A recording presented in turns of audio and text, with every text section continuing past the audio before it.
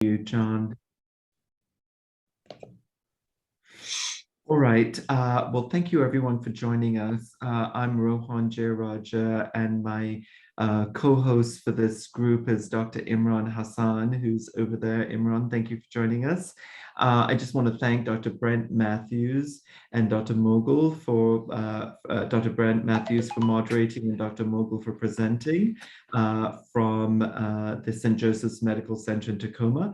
I'll hand over to Dr. Matthews, and we want to make this interactive, so please do jump in and join in with discussion. As you know, these will be recorded, so we'll have a chance to look at this down the line, and many people do view this recording. So Dr. Matthews, over to you. Thank you, sir. Yeah, thank you, Rohan. It's a great pleasure to introduce Dr. Fazludin Mogul, Advanced Laparoscopic Surgery Fellow at St. Joe's Medical Center in Tacoma, Washington. He's in the program with Dr. Eugene Cho and Dr. James Reifenberger, the Program Director and Associate Program Director. Today, we're going to talk about choosing mesh in ventral hernia repair. So this is all aspects of ventral hernia repair, open, laparoscopic, and robotic. We want this to be interactive, so please, if you have questions, you can use the chat function, or you can come off mute and ask your question. Again, we want this to be interactive. Dr. Mogul, are you ready? Yeah, I'm ready. All right, thank you. Thank you. Thank you all for this opportunity.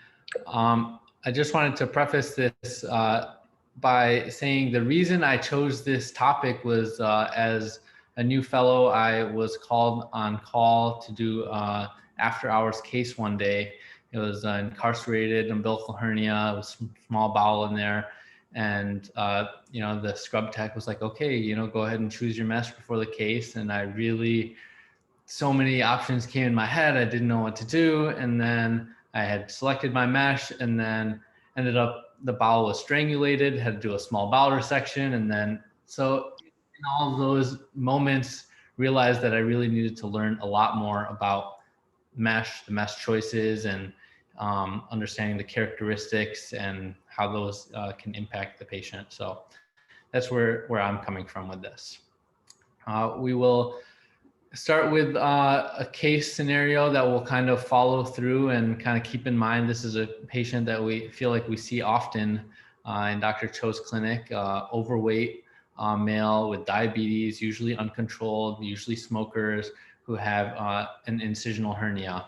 And seems like they often come to us with some discomfort, not at the point that they are getting, you know, obstructed and, you know, going to the ER, but, you know, having some pain and just wondering what to do. And usually we find these to be a little bit on the, you know, 3 centimeter to 5 centimeter actual defect size, typically incarcerated and non-tender.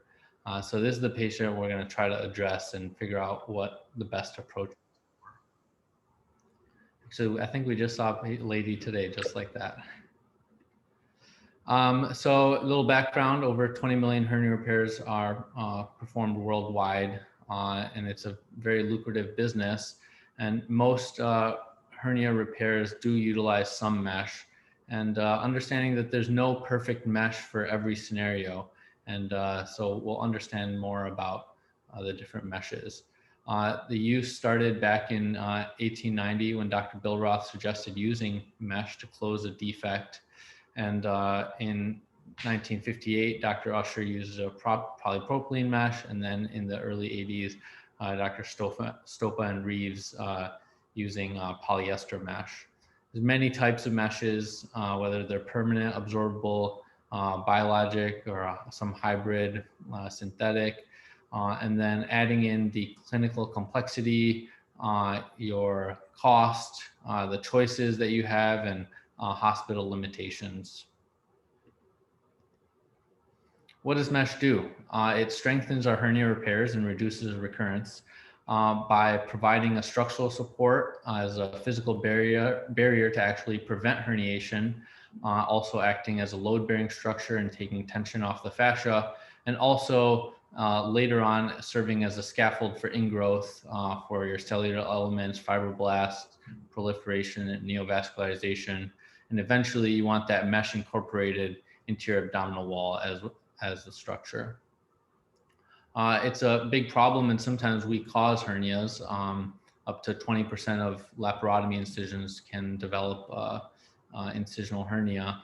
And even those repairs, when you're recurring incisional hernia repairs, we're repairing them, doing a primary repair has a much higher recurrence risk than using mesh, 43% for recurrence of doing a primary repair of an incisional hernia. And then though that goes up even higher if you're doing a recurrent incisional hernia. So definitely pointing towards using mesh in these instances. When we're approaching repair, we need to have a discussion with the patient and talk to them about what their goals for the repair are. We need to evaluate them as a patient and their clinical scenario, choose the technique that we're most comfortable with, then choosing a mesh that fits that technique, and then any additional preoperative planning. Dr. Mogul, I have a question for you. So in terms of your preoperative planning, what are your, I know you're going to talk about this in a little bit more detail, but tell me kind of your priorities of certain comorbidities that you're trying to manage. Things we always ask about is smoking, weight, and diabetes. I feel like are the most common. So if we can get them off smoking for at least a couple weeks before, and Dr. Cho is pretty aggressive about talking to them that, the cigarettes, the hernia, the hernia is not going to cause that much harm to your life, but the smoking will. And it seems like when they really understand that we're trying to look out for their best interest, not just our own success with the hernia repair, it seems like we have good success.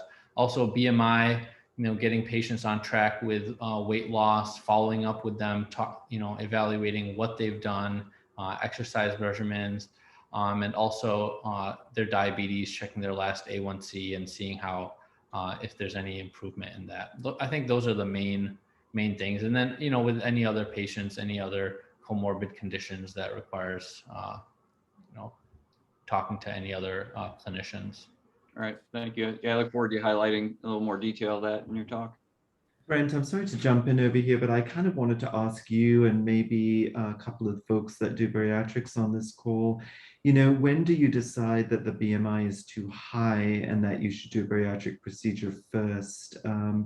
Brent, do you have any thoughts and any guidelines for that? Or Dr. Chow is on the call too, who does bariatrics. Yeah, I think anybody who meets the criteria for bariatric surgery should be referred to weight loss management, or certainly have a consultation regarding weight loss management. I think as weight goes up, the recurrence rates go up, the wound complications are also higher. But it also there's so much that's dependent on the hernia itself. Where's the hernia? What kind of symptoms are they having? Are they coming to the emergency room with obstructions? What kind of disability they have that they're not able to participate in a weight management program. If the hernia is too complex, they may not be a candidate for bariatric surgery just because of the complexity of their intra-abdominal anatomy from previous surgery, or the hernia,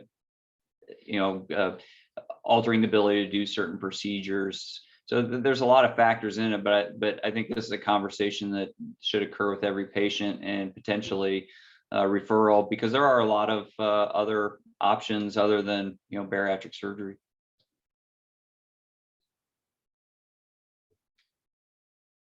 And Brent, since he's on, let me just ask Dr. Chow, who does bariatric procedures, would you mind just commenting too from your standpoint? I think personally, when they're morbidly obese, they should always have something done first. What I mentioned earlier, sometimes it's just not maybe amenable to a laparoscopic procedure. Then that person can maybe consider a balloon.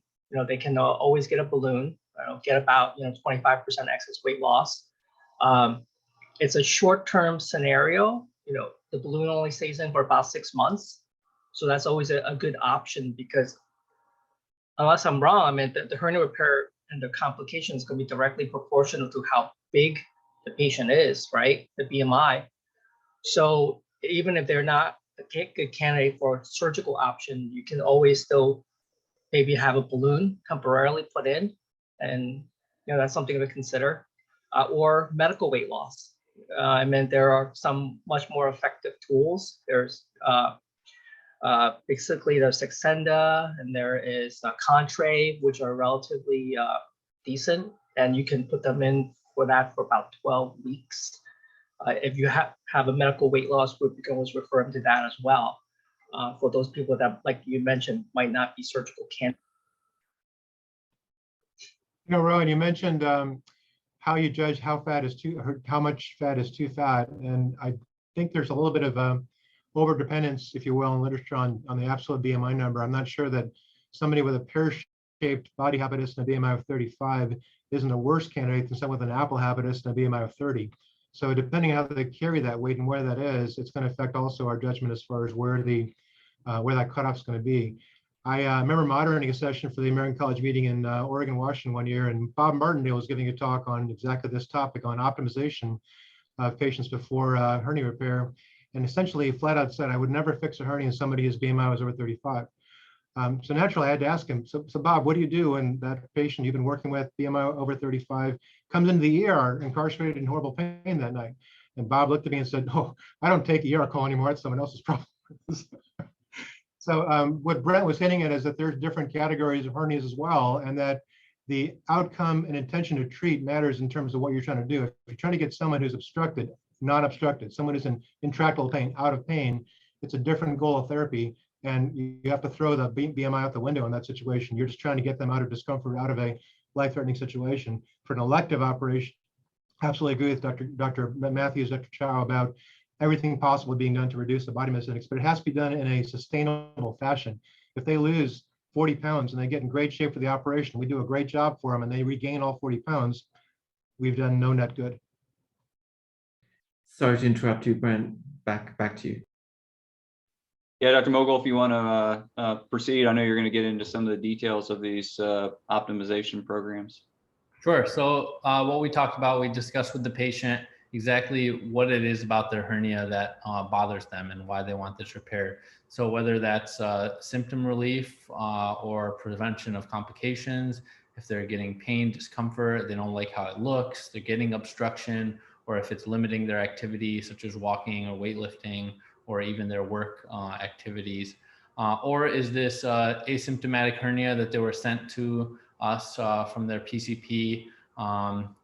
Is this a mild or progressive symptoms? And in this instance, we may want to avoid waiting until it is severe or they have some complication that will, again, limit our choices in how we repair this.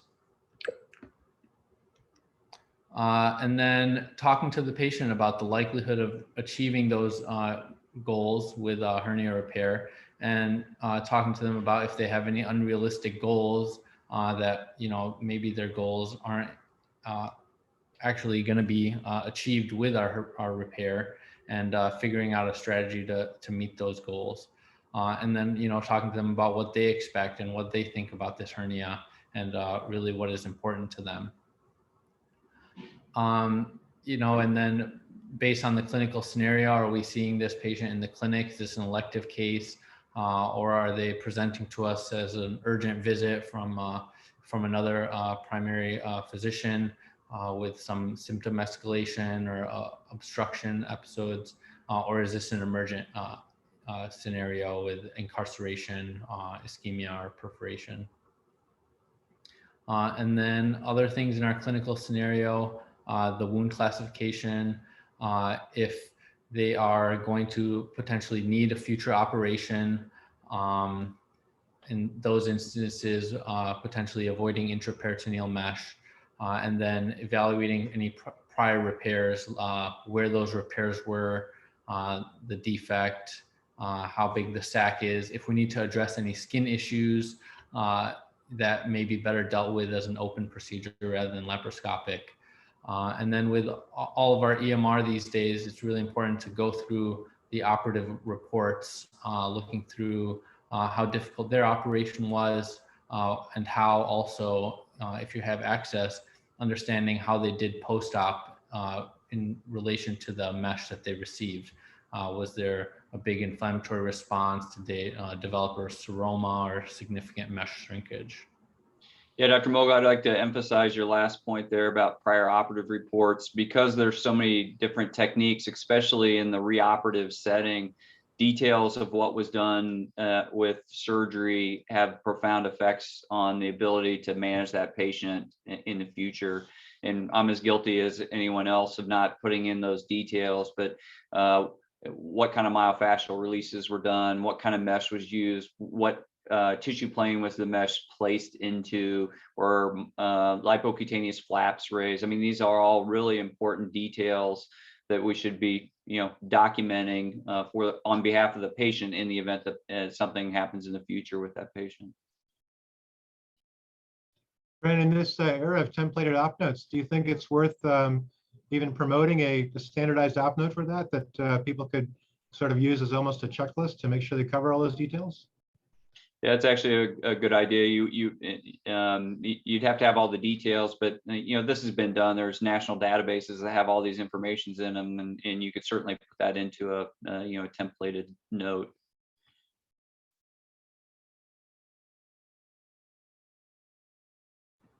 The technique that we're going to approach the hernia repair should be the one that's most likely to reasonably meet the goal. And if that means referring that to a different surgeon because the technique isn't really something that you're comfortable with, or talking to the patient about offering the technique that you can provide and how that might affect their goals. And then if they do have a desire to restore their abdominal wall contour and also their function, I believe it's important to close the defect so that they get regain of that function and not loss of that in that area where the defect's not closed. Other things, if they're just looking for pain relief or avoiding emergencies rather than any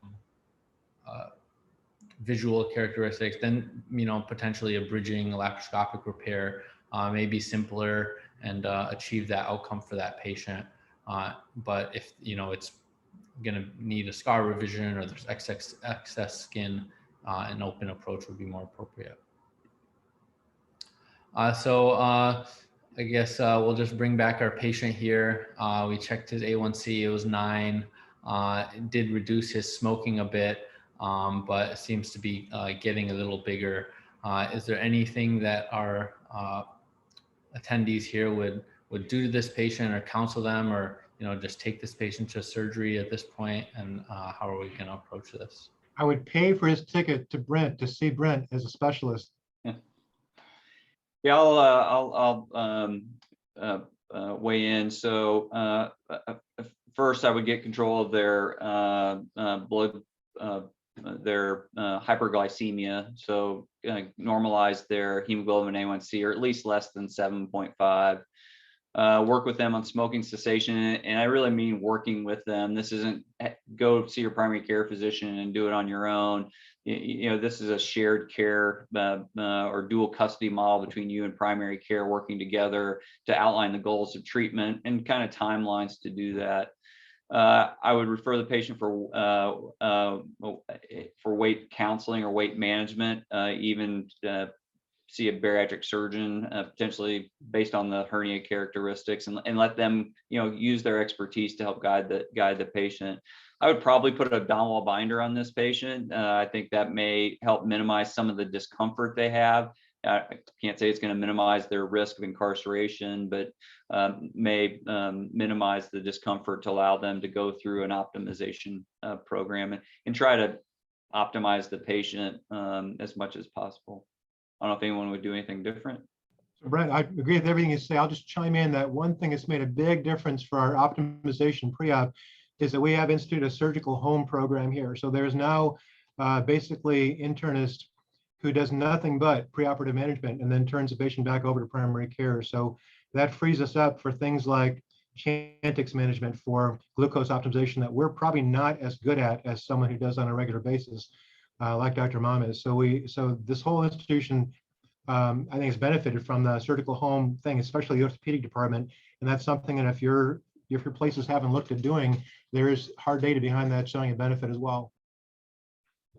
Yeah, that's a really good point. I think a lot of institutions or hospitals that have done that have used their hospitalist group to help run those programs because they're hospital based. They can see the patients pre-op. They can actually help manage the patients peri-op because they're in the hospital. But yeah, it's a great program. So I was going to ask, we have Alphonse Pompon. Alphonse, I don't know if you can comment on this case too from your standpoint. Yeah. Hi there. I like your jacket too. I think sort of going for weight loss, you know, with medical management, that's sort of a wish, because if medical management would have worked, he wouldn't have had a BMI of 41. I agree that the AC is 9.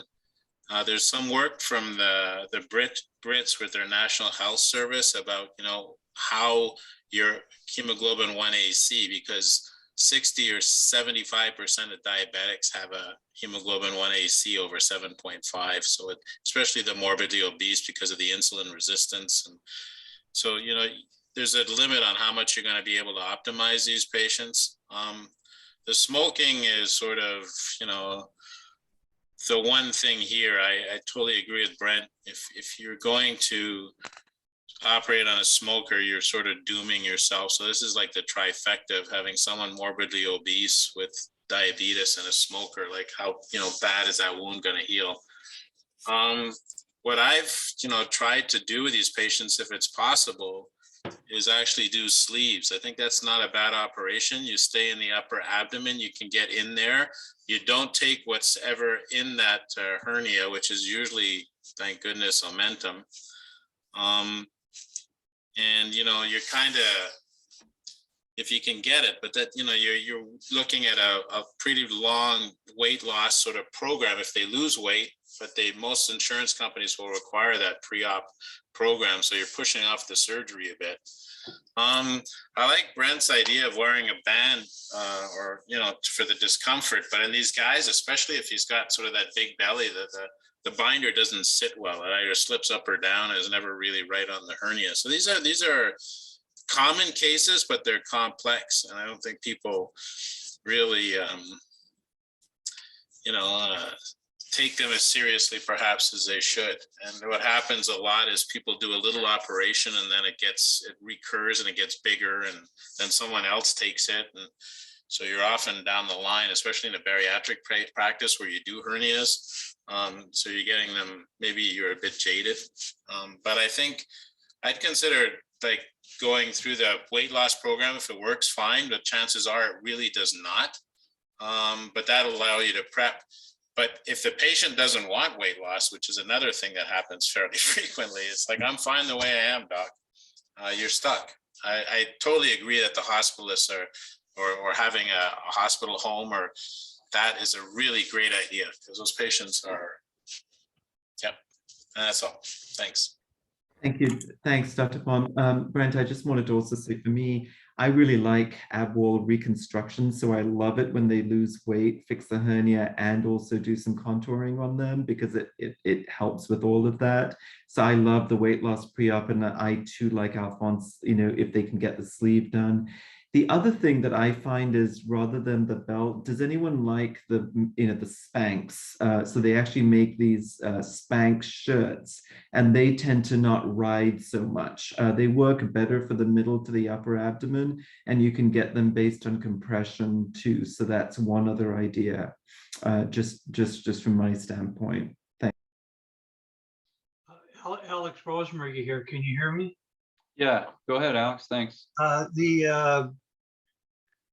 The world that you guys are talking about is not the world I live in. I'll see patients that had a hernia repair in April, and then August, and then December, March, July, and they're in to see me then later in that year to get a hernia repair after 5 or 6 attempts, all of which involved the mesh, which is now floating somewhere within their abdominal wall or their peritoneal cavity, because the separation doesn't exist anymore. And BMI is generally not considered by the usual practitioners because they want to bang out a case, I guess.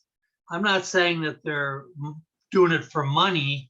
I'm saying they're doing it because they're just stupid.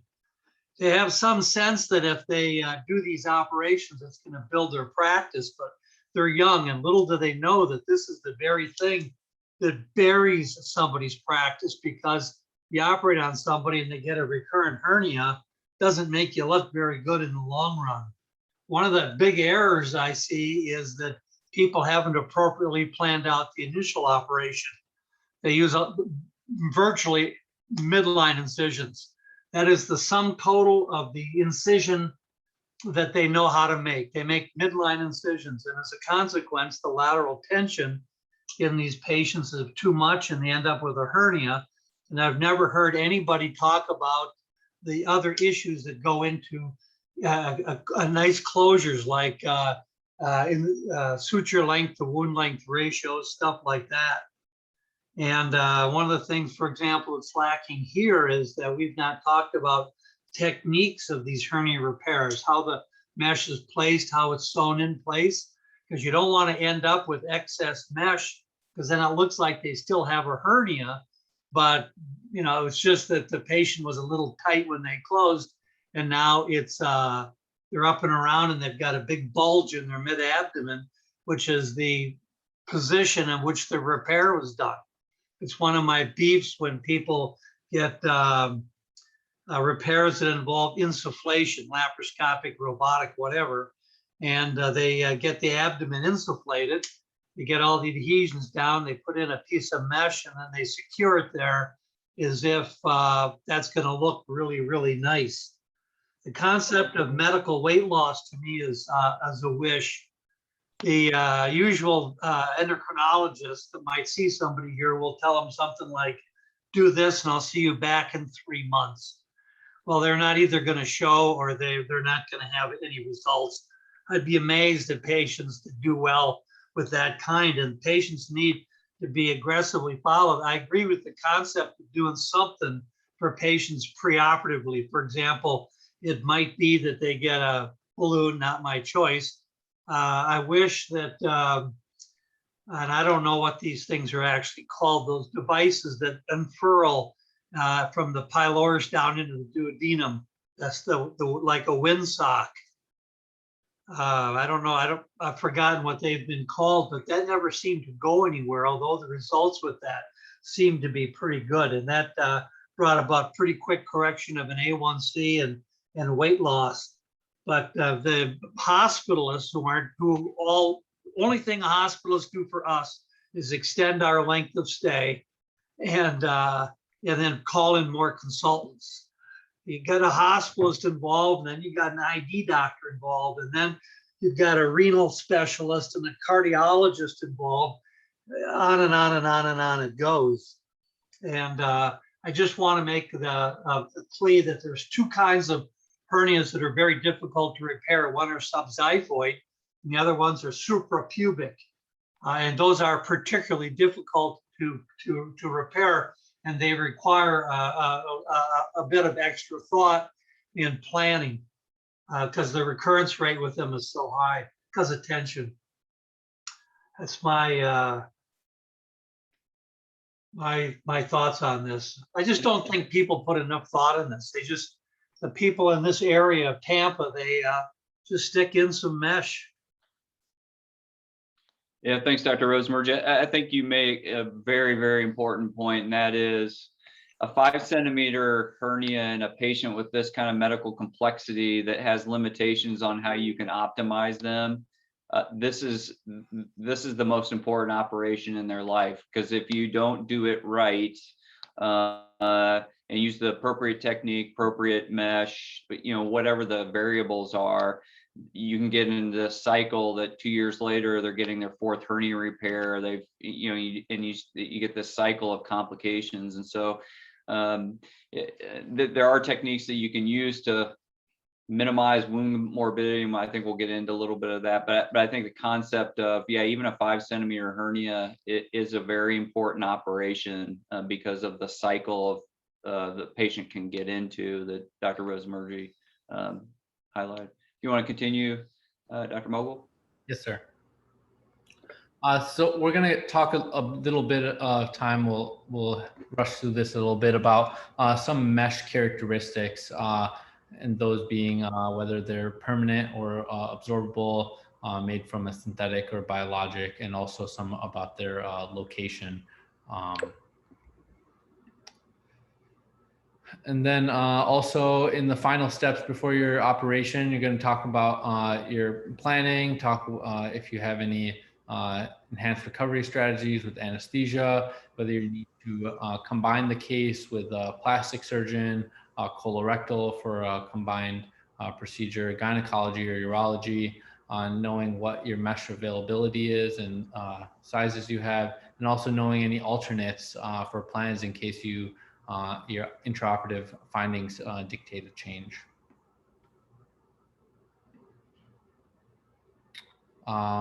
We already talked a little bit about this, about hernia recurrence, but things that will increase our recurrence medical conditions include smoking, diabetes, corticosteroid use, COPD, malnutrition, prolonged operative time, and actually use of absorbable mesh. The rate of recurrence or the rate of infection in contaminated wounds is up to 17%, and in dirty wounds, 27%. And in predicting surgical site infections, factors that increase the risk are if you are performing concomitant hernia repair with another operation, whether you're creating skin flaps, your ASA is greater than 2, BMI greater than 40, and your wound class is greater than 4. And if you have points in all of these categories, your surgical site occurrence risk is 83%.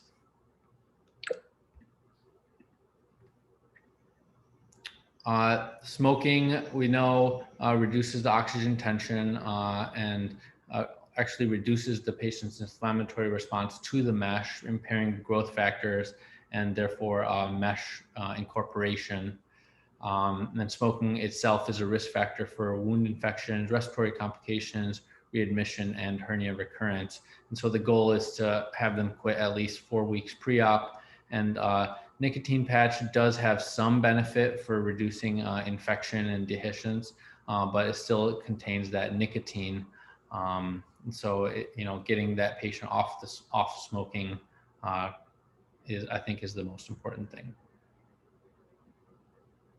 Obesity is, like we talked about, climbing, and at 37% currently. We know that there's greater complications in overweight and recurrent repairs and strangulated, and that the complication rate is at least 2 times higher for just the BMI above 40.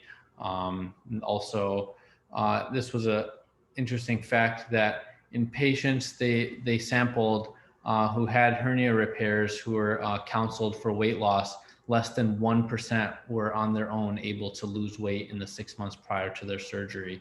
Just highlighting the fact that, like Dr. Rosemurgy said, if the patient could have lost weight, then they would have done it already. And so really getting dietitians, nutritionists involved, medical weight loss, really identifying how we can best get this rather than just telling the patient, you need to lose weight, because it's clear at this point that they're not really capable of it on their own.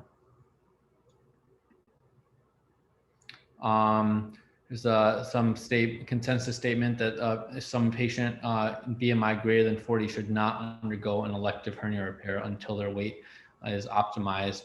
And Dr. Rosen's developed a pathway using medical weight loss specialists, basically a keto diet, and was able to get patients down from BMI of 49 to 40%, and most of those maintained that weight. Or like we talked about, we can consider bariatric surgery with subsequent hernia repair. But I know a lot of patients who come into our clinic are coming in with number one, I don't want surgery, and number two, don't talk to me about bariatric surgery. I don't want any bariatric surgery. So yeah, I think, Dr. Mogul, I think the study that needs to be done, because as somebody, I almost exclusively cover emergency general surgery now, and we have a patient essentially on our service every week who's in a optimization program, and the reason they're failing optimization is weight loss. And then those patients show up needing an emergency hernia repair, and clearly all the outcomes information shows that if you undergo elective hernia repair versus emergency hernia repair with all variables being controlled, your outcomes are going to be worse for morbidity, mortality, hernia recurrence, need for reoperation.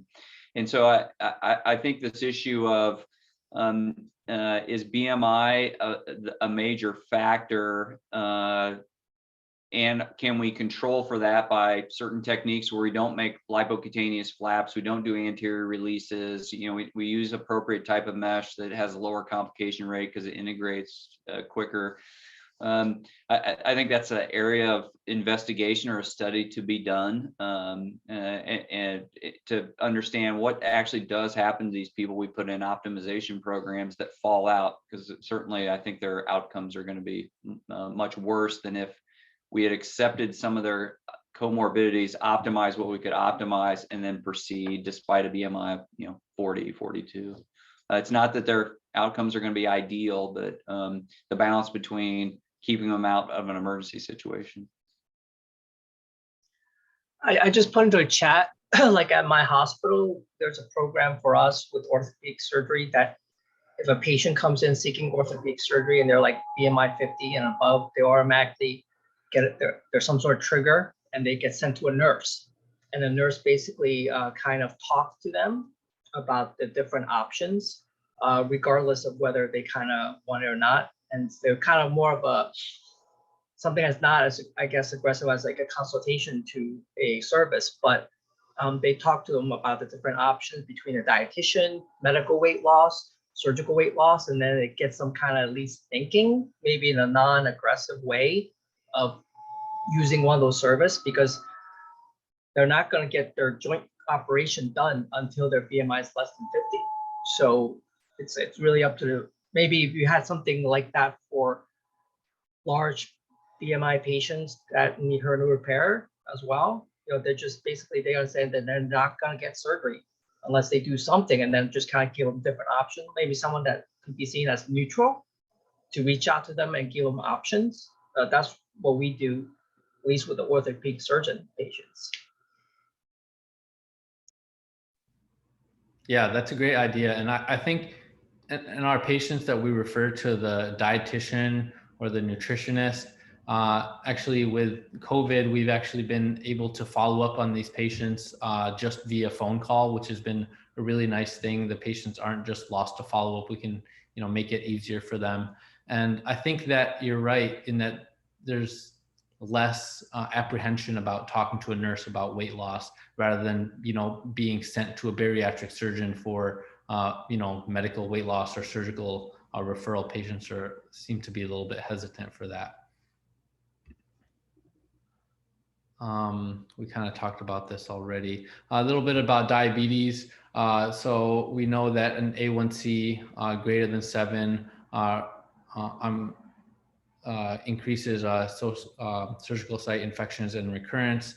And so keeping our blood glucose below 140 can help with length of stay and cost.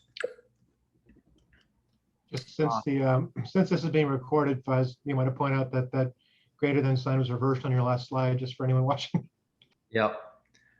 So the consensus statement being that patients with an A1C above 8 should not undergo an elective hernia repair, and that they need further optimization, and that the peri-op glucose should remain below 140.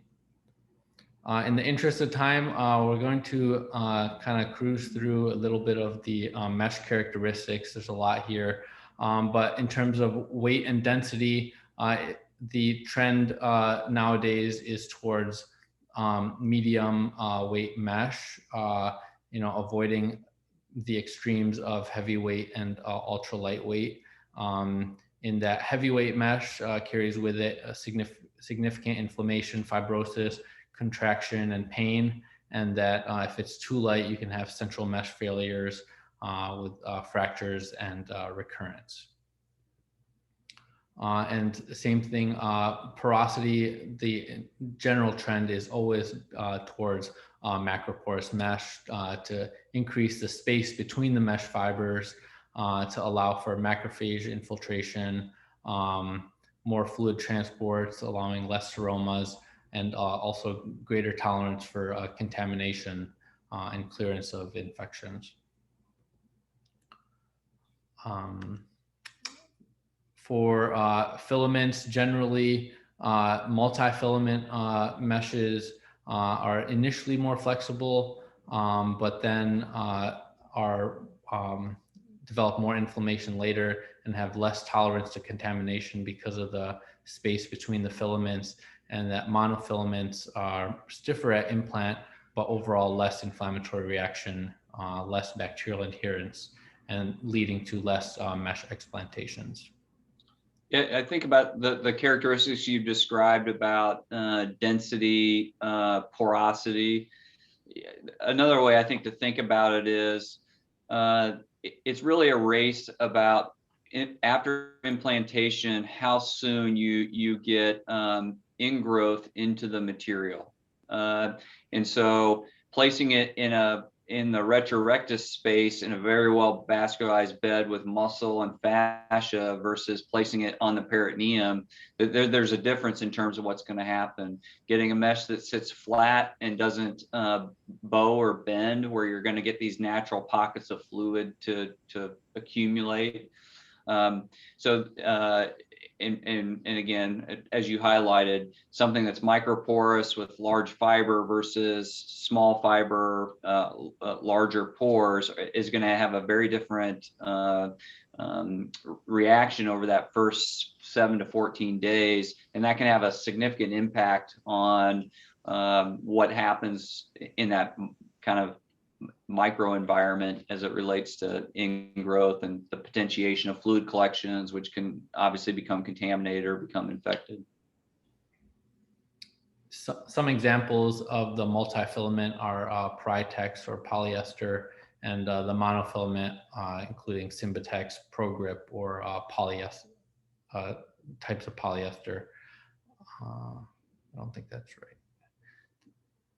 There is polypropylene, not polyester on the second one. Polypropylene. There's higher central mesh failure and recurrence with monofilament. Sorry, I think there's an error there. Elasticity and tensile strength is the maximum stress when it's stressed or pulled. And they've measured, the maximum intra-abdominal pressure when coughing or jumping, and basically putting the benchmark at about 180 or above that, which translates to 16 newtons or pressure of 20. Self-fixating, we'll kind of just skip over this. This is a good classification system just of all the different types of meshes that we have on the market in terms of whether they're permanent or resorbable, or if they're biologic. And then from there also any of the coatings that they've had, if they're reinforced at all, and then whether those coatings or barriers are absorbable, non-absorbable. Brett, can I ask you a question, just since we're on this topic? We've been looking at these numbers as far as tensile strength, mesh bursting strength for years. And my questions on that has always been, with the notable exception of the recent recalled mesh from Ethicon, most often mesh failures are not central mesh failures. They are usually separation of the mesh border with the human tissue interface. So the question is measuring, my question to you is measuring the tensile strength of mesh really as important as measuring how strong that adhesion becomes at the interface between the human body and the mesh edge? Yeah, that's a great question. I think you're absolutely right. Most of the time we're not putting mesh in that doesn't have any reinforcement to it. So if you're doing a completely bridged repair, yeah, I think that that there is a component to tensile strength, burst strength of the mesh, because that mesh is just going to repetitively see increased forces against it. Now, that could become, clinically significant in that you have to think about, if we do a retrorectus repair, how often does our anterior and posterior closure stay intact long term? And if it does separate, then the mesh may be exposed as the only really line of defense between intra-abdominal pressure. But you're right, Eugene. We did some research. It's been probably 7 or 8, or I guess 8 to 10 years ago, where we looked at that very thing. What is happening at the interface of where you do fixation of mesh, whether you're putting a suture in or a tack in, and there is some liabilities to using certain fixation on materials, because that becomes a weak point, and with time and repetitive force against that, you start to get a fracture and a hole, and then that hole starts to get a tear. So there's tear strengths to materials. And so, yeah, it's not all about just the central aspect of the mesh. I think for the most part, outside of some of the lighter weight meshes for these really complex, large abdominal reconstructive cases, they do fine.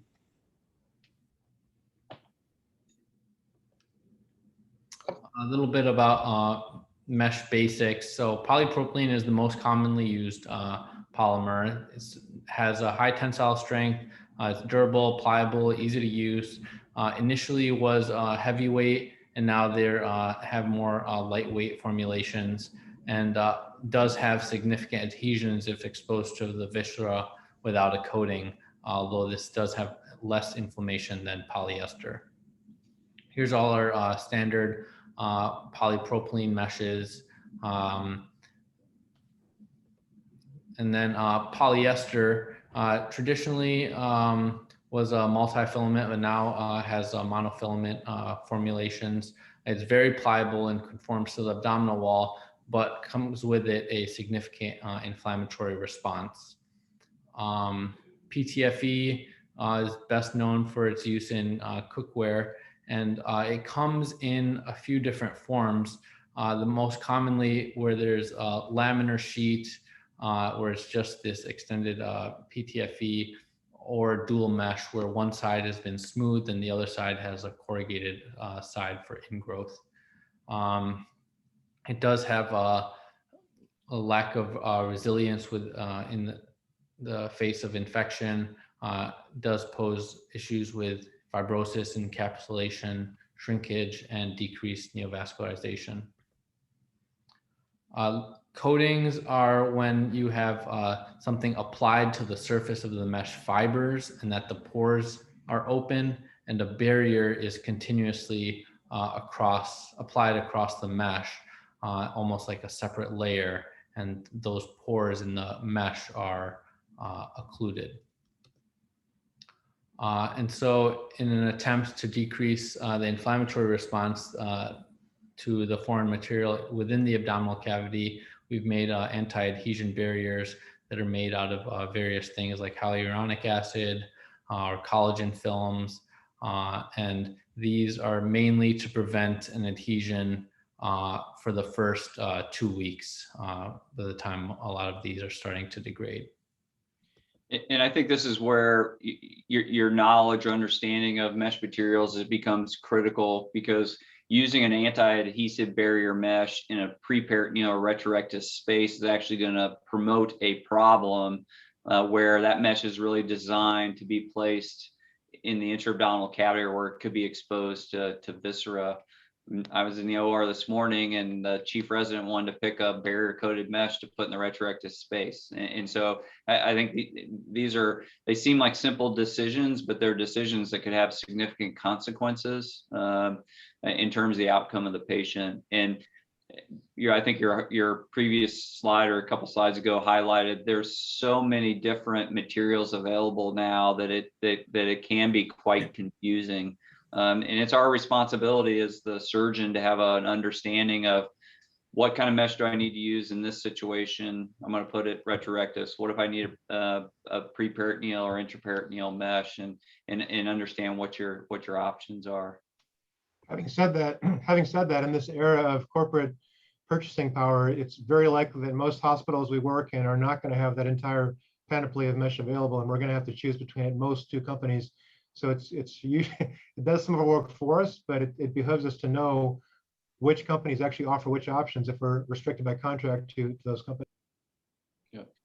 So I just did want to mention, you know, for intraperitoneal placement of these barrier meshes, Dr. Mogul, you know, so often what I see is it's perfect, but then the edge flips and you get a piece of valve stuck to that. I just wondered what your thoughts were regarding that, because I'm always like, if we're going to use this, then we really need to make sure that that edge is completely flush, because of that, you know, propensity for an adhesion there or valve to get stuck, and it's torture at that point. Yeah, I think this is where a lot of people like to use the robot for suturing, you know, around that entire mesh edge.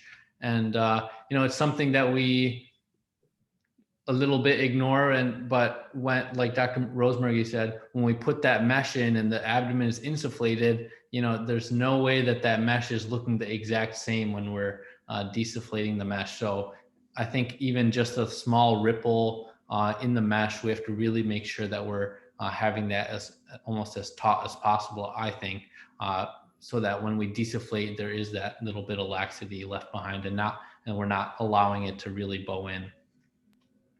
And Rowan, I'd say that in the environment where there is a recurrent hernia, I've seen, or sorry, in the environment where there's no recurrent hernia, but there is a bowel obstruction, I've seen every brand of adhesion barrier coated mesh fail and have extensive adhesions to the underlying mesh. So I'm not at all a believer in those adhesion barriers. And in particular, we used to use a lot of a mesh called C-Cure that had omega-3 fatty acid coating on that. That became an absolute disaster with humongous complications of the bowel. So I think you should be very skeptical about especially brand new, untested adhesion barrier ideas. That's good to know about. It's good to have those as part of our educational armamentarium, but you're taking a big risk putting those in people that they're better off. Yeah, we were involved in a clinical trial. And again, this is published in Surgical Endoscopy 8 or 10 years ago, where we actually came up with a grading system of complexity of reoperation in people who have had previous intraperitoneal mesh, because we wanted to answer this question in a real clinical scenario, not in an animal model that doesn't have some of the controlled issues. And what we found from that was exactly what Eugene, you said. Every mesh gets adhesions to it. The value of the barriers are which ones make it adhesion friendly. So in a reoperative scenario, you can actually get into a plane between the biomaterial and the bowel and sweep it off. And so from a clinical standpoint or operative standpoint, there's not less risk, less complexity. Versus the opposite of some of these barriers actually didn't work at all. And so the time it took to take down adhesions, the number of enterotomies or cystotomies that were caused were much greater in certain types of materials. And unfortunately, that information is just lacking. But there are differences between the materials. Some other things like we talked about, the EPTFE just has that smooth side so that it can impede the adhesion formation on the visceral side. But some problems are when we have two different materials in a mesh, and the contraction and fibrosis rates are varying between those two, leading to mesh curling and hernia recurrence. Seems like those have really fallen out of favor. In terms of permanent composite meshes, mostly from the EPTFE, except for Surgimesh. The resorbable composite is when you have a permanent mesh, but with an additional resorbable material added onto it, giving it some initial stiffness, and those are sewn or vacuum pressed on. So that's with you know, a monocryl addition or a polygalactin, or like in Ventral, it's the polyglycolic acid. And it seems like almost all nowadays are moving towards a resorbable composite layer. This is not really used much. And then in terms of our resorbable synthetic meshes, most commonly we're using polyglycolic acid bases or polylactic acid or trimethylene carbonate, which is a PGA, PLA, and TMC. Also, Vicryl is polyglycolic acid based. Its tensile strength is for 2 weeks, and by 4 weeks is fully resorbed. And so we're really only using this for temporary abdominal closures for damage control and as a bridge to definitive repair. And basically the same as if they didn't have something there. It's just to avoid evisceration at that point and get the patient to a definitive repair. I don't know if anyone's seen, but you know, the old Vicryl mesh, Brent, that you and I probably know is that wide mesh, but they actually make this sheet now that's actually, it looks like almost a piece of plastic, but it's Vicryl mesh. It comes in small sheets, but I had to use it one time for a temporary closure. It was actually pretty fascinating. So I don't know if anyone's used that. No, I haven't. I'll use Vicryl mesh even in elective settings where I can't get posterior reconstruction because patients had multiple previous operations. They've had an intraperitoneal mesh. We take the mesh out, you end up stripping the peritoneum. So use it as a temporary barrier to replace peritoneum for a retrorectus repair. So I think it does have some uses even in elective settings to allow you to do I hate to use the term more advanced technique, but probably a more appropriate technique for a patient. So you should still consider this in your armamentarium of potential usage. Rowan, if you're willing to drop the Vicryl trade name, you know, the Gore BioAim product is basically the same compound. That's in sheet formula as well. So BioAim in that construction obviously should never be used to bridge if possible, but has been used and advocated for reinforcement on top of a primary closure. But so Vicryl sheets do exist, they're just not called Vicryl. Yeah. Yeah, BioA is mostly made from the same thing as Vicryl mesh, a little bit additional component, and it is degraded by hydrolysis and enzymatic process over 6 months, and used in a variety of procedures, most commonly in paraesophageal hernia repairs, and is also the seam guard. And there was a study where they reinforced midline closures and found that the recurrence rate of that closure in contaminated or clean contaminated cases was 17% and only 13% in retrorectus placed meshes. Even in Brad, curious about your thoughts on this one, Brent. I've talked with the various mesh companies about prophylactic closure with mesh like that Cobra Studies is talking about with high-risk incisions, diabetic gallbladder extraction sites and colostomy closure sites. And the universal response was reimbursement for the mesh because it's apparently not covered for prophylactic reasons. Or have you ever considered that or looked at that? And has that been your finding too?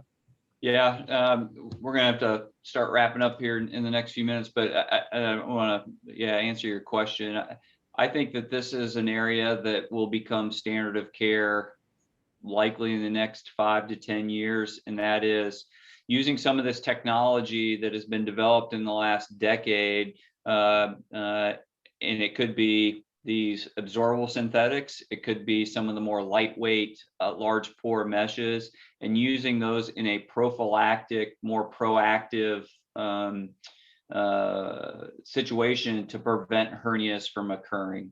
Dr. Rosemurgy had brought up earlier about the 4-to-1 suture length to wound ratio of closure, which has actually a fair amount of level 1 evidence. And so I think we're going to be paying more attention to what we do up front to prevent these things from happening.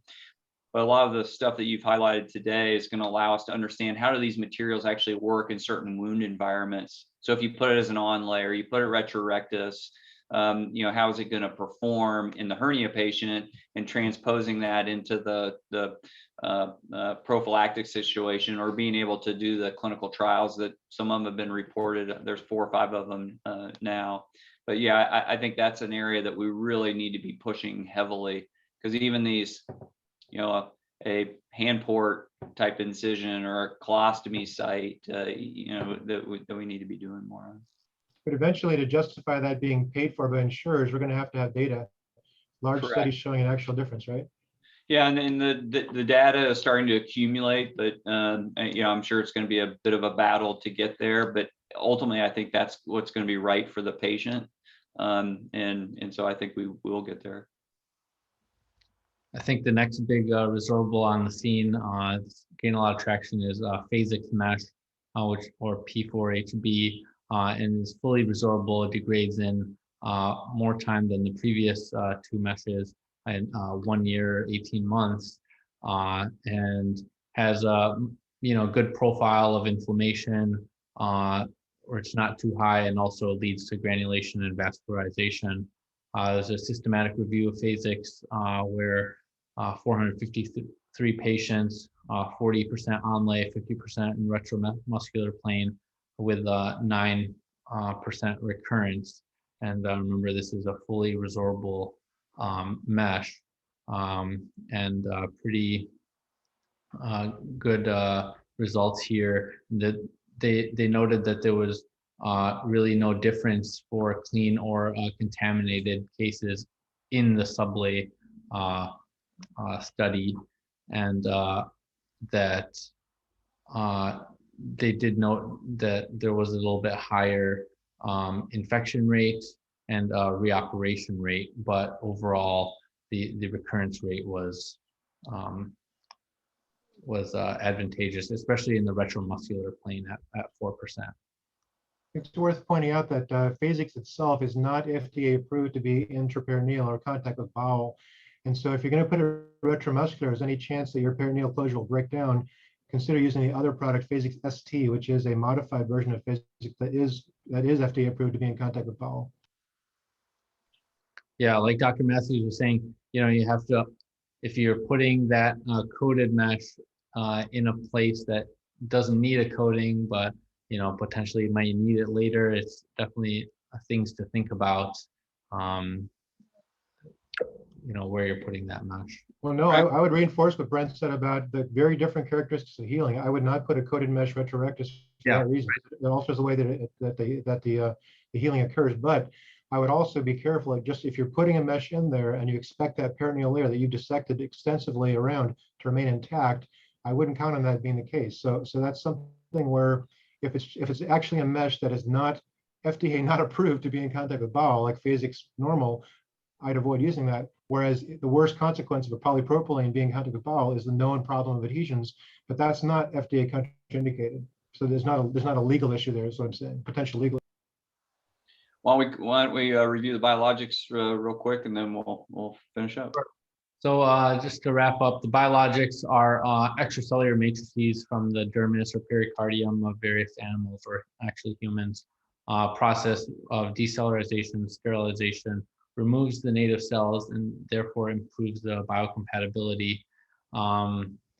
And initially was shown to have lower infection rates, but similar recurrences to other absorbable meshes. But the cost is massive.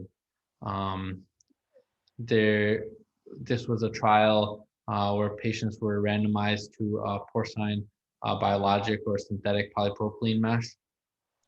And you can see about double the recurrence rate for biologics compared to synthetics, and especially if in the contaminated field, where that, the synthetic mesh, there's a lot of different thoughts and theories about contamination and synthetic meshes, and the various types of synthetic meshes that have degrees of ability to clear those infections. But overall, biologics should have really limited use in our general practice. This study by Dr. Rosen this year had 253 patients who underwent retromuscular synthetic mesh placement or biologic mesh placement, and there was a recurrence of 20% in the biologic patient and only 5% in the synthetic mesh placement.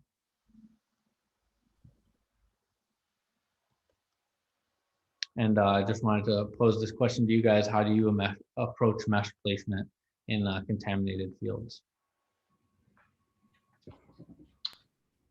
I guess from my standpoint is I think about, is there anything I can do to minimize the contamination? Meaning, do I need to do something at that operation that is definitive? If not, then I may do damage control and bring the patient back. I may do a primary closure if I can get primary closure, because really in most situations, as you start becoming more aggressive with the hernia repair, you increase the risk of complications, which increases the risk of hernia recurrence. And for the most part, we're not using permanent synthetic mesh in contaminated fields. It's still off-label use. Informed consent is a big issue around that. Not that people aren't doing it and having good outcomes. And not all contamination is the same, although we have a grading system of contamination. There's a difference between somebody who has a colostomy that you're taking down an incisional hernia and you close the colostomy and you minimize contamination versus, somebody who has an intercutaneous fistula that's spilling over the wound during the case. They may still be considered class 3 wounds, but they're very different clinical situations. So I think it does require some judgment, but informed consent is a monumental importance in this situation. So Brent, there was fairly compelling data that came out about 10 years ago now that basically showed that the infection risk, contamination risk for an operation was directly related to the previous operation in terms of hernia repair. So that if there was a colectomy done and you went through that same incision, you had a much higher infection risk than if the initial operation was a AAA. Do you find that in your experience to hold true? And would that affect what material you'd use if you knew it was a colectomy done rather than a so-called clean operation?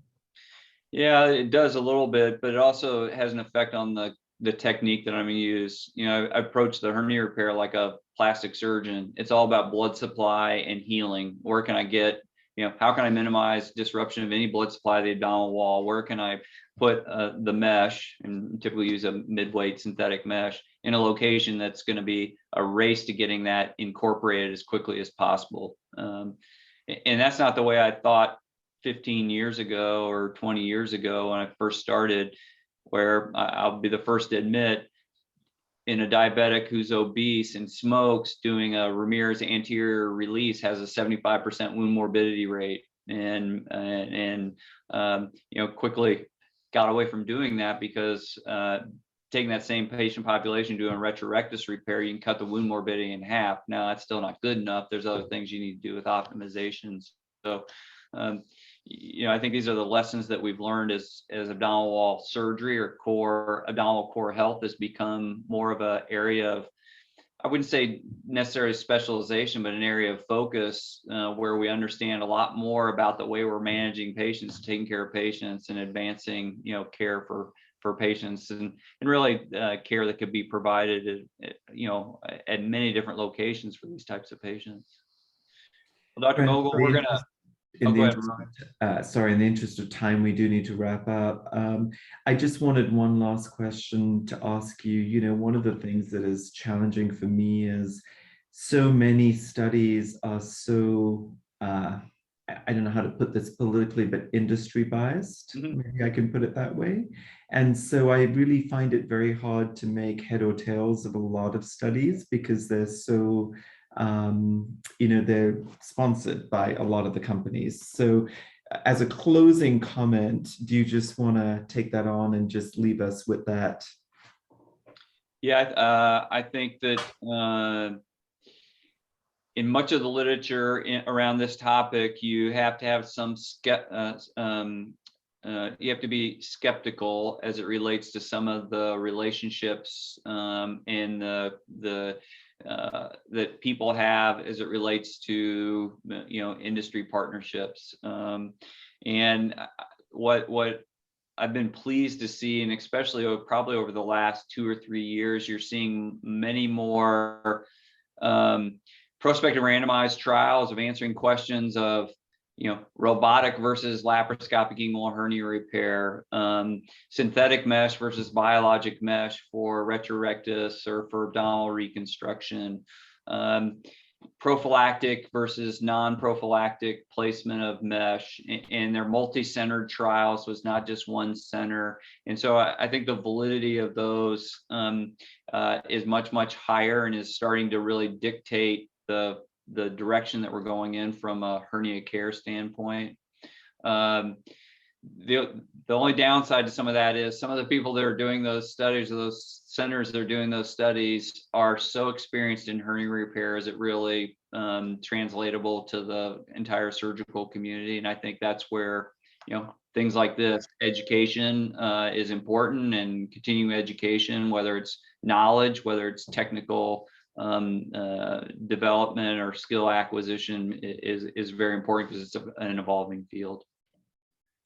Well, on that note, I want to thank everyone for joining us today. And Dr. Mogul, thank you for an excellent presentation, Dr. Cho and your team. And we'll see you in a month for our next round. Dr. Brent Matthews, thank you so much for moderating this and leading a really insightful discussion. That was my pleasure. Great job, Dr. Mogul. Thank you.